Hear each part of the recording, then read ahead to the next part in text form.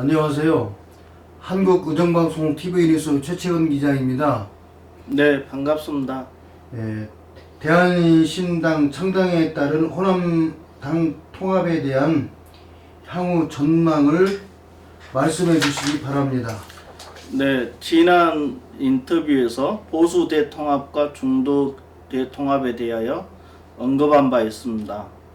보수 대통합과 중도 대통합은 어렵고 소규모 통합과 1대1 구도를 위한 선거연대 방식으로 총선이 치러질 공산이 크다, 이렇게 전망한 바 있습니다. 그리고 중도 대통합에 대한 전망에서 이른바 호남당에 대한 통합에 대해서도 이야기한 바 있습니다. 그리고 지난 12일에 8명의 의원으로 구성된 대한신당이 창당되었습니다. 대한신당이 창당하면서 그 대표가 제3지대 통합을 위한 원탁회의를 제안한 바 있습니다. 민주평화당 그리고 바른미래당 무소속 의원들에게 통합에 동참해 줄 것을 제안한 바 있습니다. 그런데 대한신당이 제안한 이 3지대 통합은 순탄치 않을 것으로 전망됩니다. 그 이유는 첫째로 통합의 대상으로 주목된 세력들이 새로운 세력이 아니라는 것입니다. 원래 국민의당 출신들이 많고 바른미래당 건설 때 결국 분열되었고, 또 대한신당 자체도 민주평화당에서 분리되어 나온 세력입니다. 그래서 상호 간에 불신과 앙금이 남아있기 때문에, 또 선거를 앞두고 공천 지분과 같은 공천 룰에 대해서 현실적 이익이 배치되기 때문에 이를 해소할 추동력이, 결국은 구심점이 제대로 작동할 것이냐에 대해서 문제를 제기할 수 있습니다. 둘째로는 안철수 전 대표가 결국은 들어와서 어떤 구심점 역할을 할 것인데, 안철수 전 대표에 대한 호남계 의원들의 약간 거부감이 있습니다. 그리고 또 안철수 전 대표 역시도 호남 민심과 관련해서 결국 문재인 정권을 선택한 것에 대한 상당한 섭섭함이 남아있기 때문에 이를 조율할 어떤 문제가 남아있기 때문에 상당히 이 통합이 어렵게 될 것이다.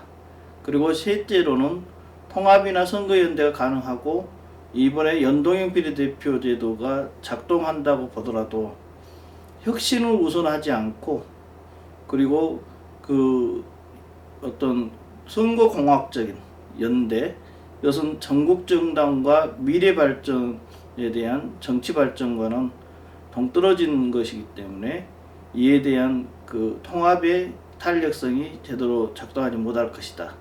이렇게 보니까 결국은 그 이번에 통합, 호남 중심의 통합은 어려울 것이다, 이렇게 봅니다.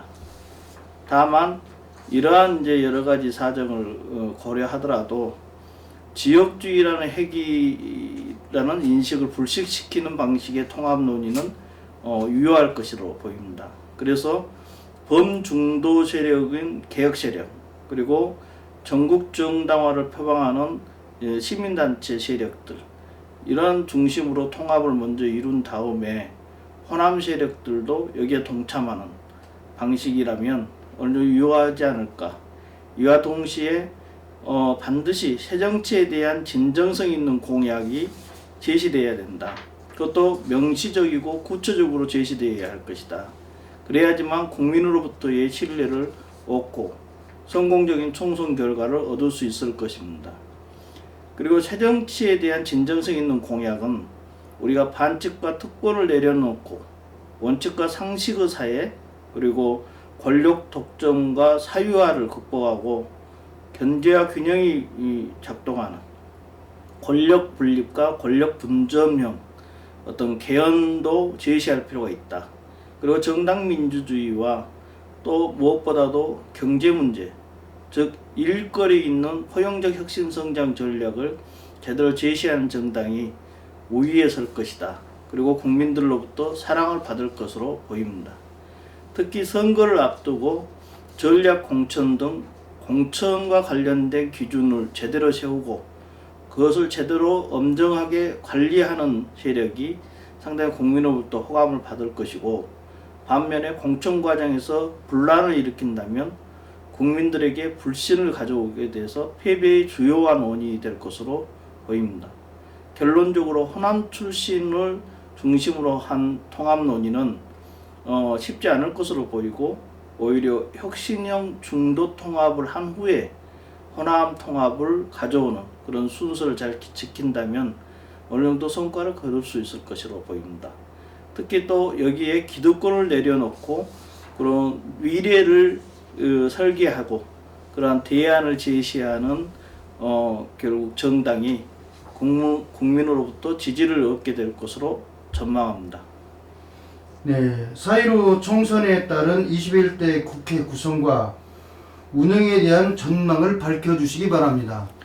21대 국회 구성과 운영에 관한 전망을 위해서는 우선 우리가 20대 국회에 대한 평가를 간단하게 할 필요가 있을 것입니다.